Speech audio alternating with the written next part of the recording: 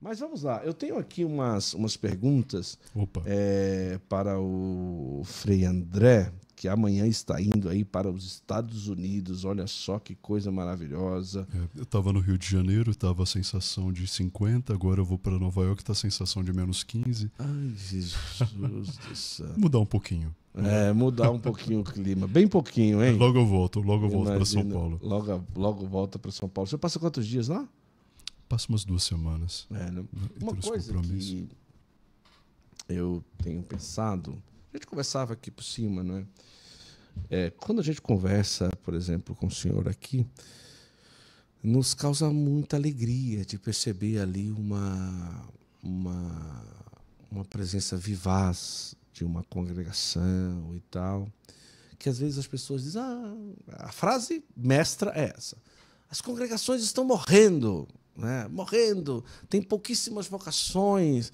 E aí, claro, existem congregações que estão passando por momentos difíceis e talvez, até os dominicanos ou qualquer outro, tal, tudo. Depende do local. Depende muito da realidade local e tudo, né?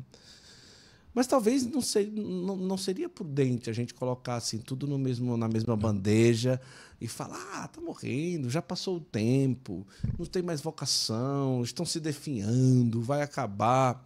Isso por um lado. E depois colocar tudo na mesma bandeja e dizer, as congregações todas estão morrendo porque assumiram todos um comportamento extremamente liberal, extremamente voltado ao progressismo e tal, não sei o que, aquela coisa. E quando a gente vai percebendo, né, a gente pega congregações, e pode ser que tenha também, porque cada pessoa tem o seu pensamento e tal. Sim. Mas seria uma percepção, ou melhor, seriam duas colocações muito amistosas, na minha opinião, partir por esse princípio de abordagem. Né? A ordem, por exemplo, tem províncias e tem realidades. A vida é dinâmica, não é? Por exemplo, a Bélgica e Holanda. A Bélgica e a Holanda hoje são uma província só. Meu amigo Frei Didier, que é o provincial, um pouco da minha geração. O Didier deve ter 1 ano e meio, 2 mais que eu. Imagina que a Holanda já teve 500 frades, de fato, assumiu algumas posturas teológicas secularizadas, e ela não tem mais autonomia como província. Não devem ter nem 30 ou 20 frades holandeses na ordem hoje. Olha só. Tanto que teve que se unir com a província da Bélgica para fazer uma nova província. Ao mesmo tempo, um país de tradição não católica como os Estados Unidos não para de aumentar o número de dominicanos. Temos mais de 700 dominicanos só nos Estados Unidos. Teve anos que a província de Nova York tinha 30 vocações. Você não imagina isso num país. Então, depende muito do momento. Eu estive na Polônia há pouco tempo atrás. O provincial da Polônia e da Ucrânia e da Casa da Rússia é o meu amigo Frei Lucas, veio pregar o nosso retiro. E falou, a Polônia já teve muitas vocações, hoje tem menos, não é? Então tem uma dinâmica. O menos para eles ainda é muita coisa, não é? Então depende um pouco da realidade. A província do Vietnã é muito grande na ordem, e é um país comunista, o Vietnã.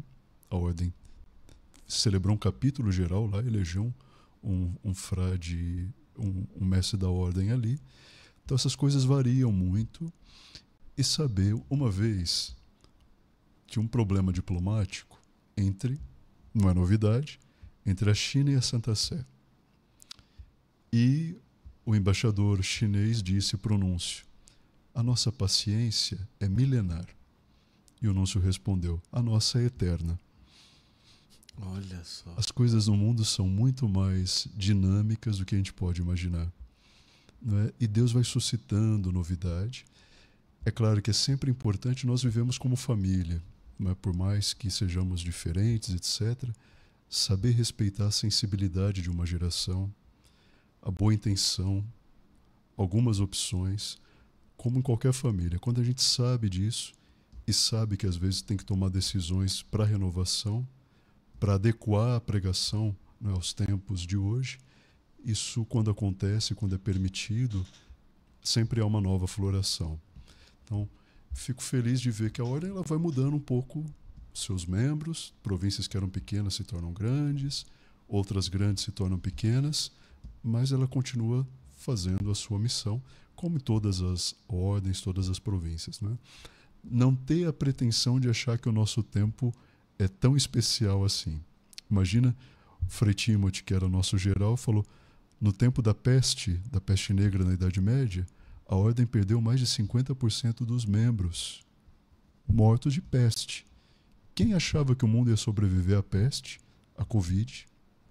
E eis que a vida é um pouco mais forte. E os carismas também vão renascendo.